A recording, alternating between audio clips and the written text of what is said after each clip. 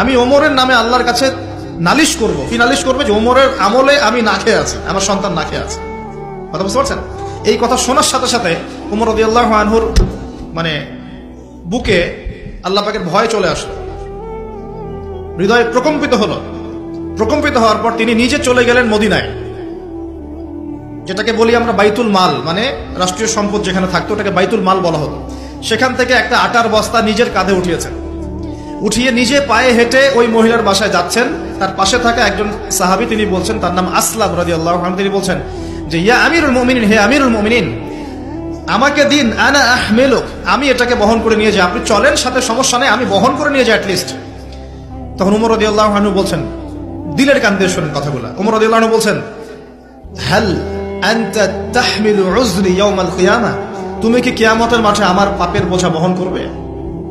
সুবহানাল্লাহ, চিন্তা করে দেখ। নিজের হাতে গেলেন, রান্না করে খাওয়ালেন, তারপরে বললেন আগামীকাল তুমি আমিরুল মুমিনিনের দরবারে এসো, সেখানে আমাকে পাবে। এই হলো ওমর রাদিয়াল্লাহু আনহুর খেলাফত। একদিন তিনি তার যে উট, এটাকে পরিষ্কার করছেন।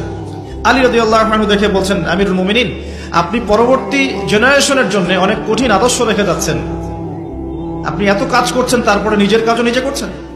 তখন ওমর রাদিয়াল্লাহু আনহু বলছেন, ওয়ালা তালুমুনি ইয়া আবুল হাসান, হে আবুল হাসান, আমাকে এভাবে বিব্রত করো না, কারণ আমি ভয় করি যে আমি যে অর্ধবিশ্ব শাসন করছি, তারপরে আমি ভয় করি যে আমার এই শাসনের আন্ডারে যদি একটা রাখালও না খেয়ে মারা যায়, আমি ভয় করি আল্লাহ এর জন্য আমাকে জবাবদিহি করাবে।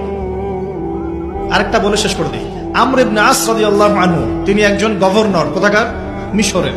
কার আমলে আছেন? ওমর রাদিয়াল্লাহু আনহুর সময়। তো তার ছেলের নাম হচ্ছে মুহাম্মদ। তো সেই মুহাম্মদ আমর ইবনে আসের ছেলে রাদিয়াল্লাহু আনহু।